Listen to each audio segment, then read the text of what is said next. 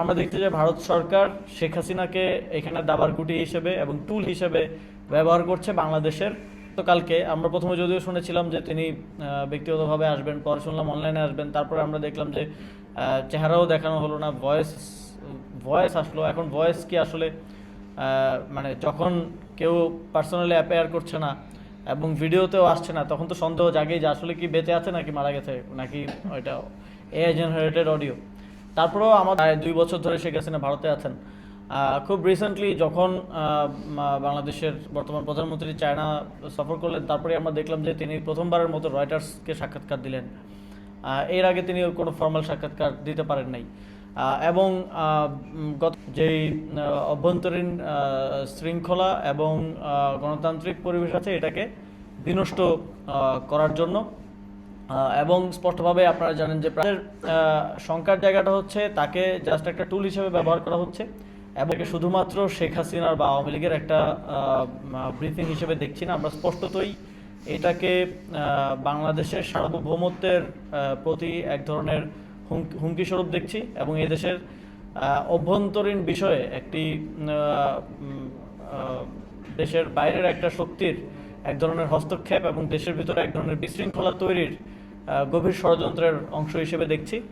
এবং এটা ঐতিহাসিকভাবে আমাদের জাতিগতভাবে আমাদের সকল নাগরিকের নোট নেওয়া প্রয়োজন যে শেখ হাসিনা ভারতের বাংলাদেশের সার্বভৌমত্ব নষ্ট করার জন্য যেই অপরাজনীতি, এই অপরাজনীতিতে খুনি হাসিনা এবং আওয়ামী লীগ স্পষ্টভাবে সহযোগিতা করছে। এবং এই সহযোগিতাটা কিন্তু যে রিকনসিলিয়েশনের পথ এবং রিকনসিলিয়েশনের কথা, বিচারের পরে যে রিকনসিলিয়েশনের কথা আমরাও আমাদের অবস্থানে জানিয়েছি যে গণহত্যার বিচারের পরে রিকনসিলিয়েশন হতে পারে, এবং সিভিল সোসাইটি বলছে এই পথটাকেও কিন্তু বন্ধ করে দিচ্ছে। এবং এইটা যদি এই জিনিসটা চলতে থাকলে হয়তো ভবিষ্যতে আমাদেরকেও দাবি জানাতে হবে যে কোনো ধরনের রিকনসিলিয়েশন চলবে না এবং অল আউট হয়তো আমাদের সাংগঠনিক অবস্থান নিতে হতে পারে।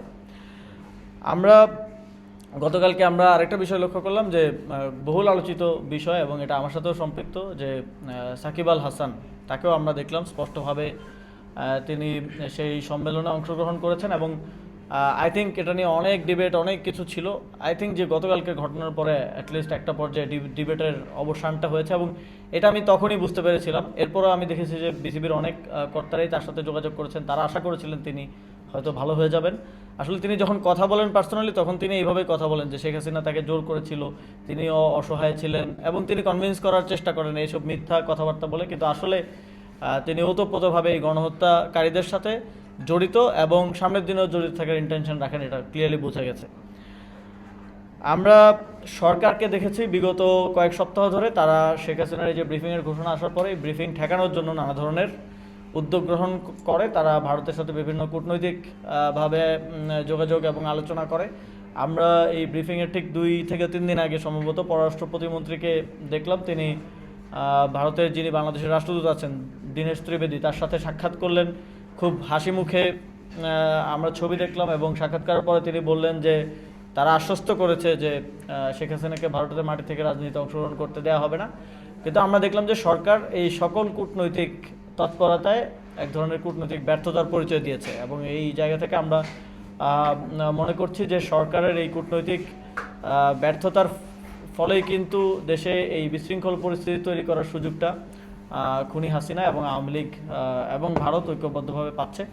আমরা আশা করব সামনের দিনগুলোতে সরকার কূটনৈতিক এই কার্যক্রমের মাধ্যমে তাকে আর কোনো ধরনের রাজনৈতিক কর্মকাণ্ডে যেন ভারত সরকার অংশগ্রহণ করতে না দেয় সেটা নিশ্চিত করবে এবং একই সাথে তাকে বাংলাদেশে ফিরে আনার বিষয়ে আরও বেশি তৎপর ভূমিকা পালন করবে।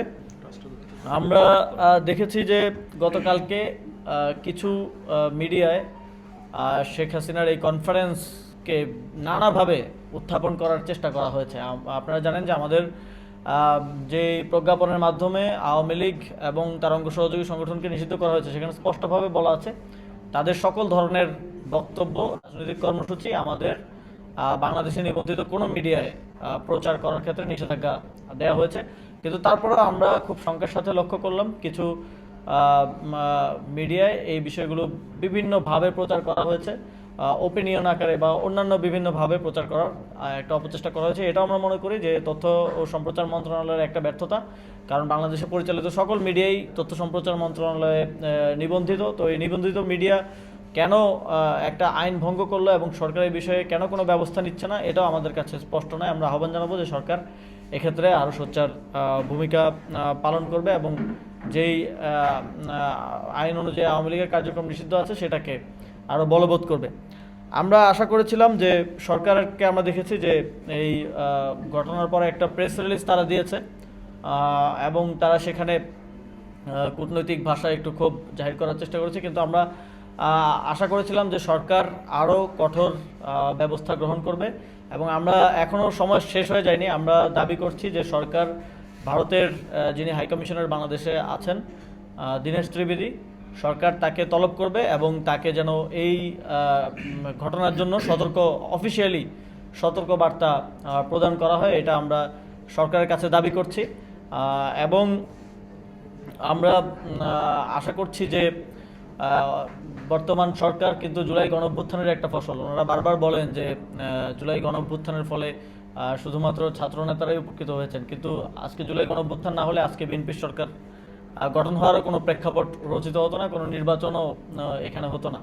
তো ফলে সরকারের অবশ্যই এই নৈতিক এবং রাজনৈতিক অবস্থান, শুধুমাত্র নৈতিক অবস্থান থাকলেই হবে না, কারণ রাজনৈতিকভাবেও যদি আমরা জুলাই গণঅভ্যুত্থানকে এবং তার যে কনসিকুয়েন্সেস অনুযায়ী আওয়ামী লীগের কার্যক্রম নিষিদ্ধ হওয়া, এই জিনিসগুলোকে যদি রাজনৈতিকভাবেও আমরা অ্যাকনলেজ না করি তাহলে এই সরকারের লেজিটিমেসি নিয়ে প্রশ্ন ওঠে।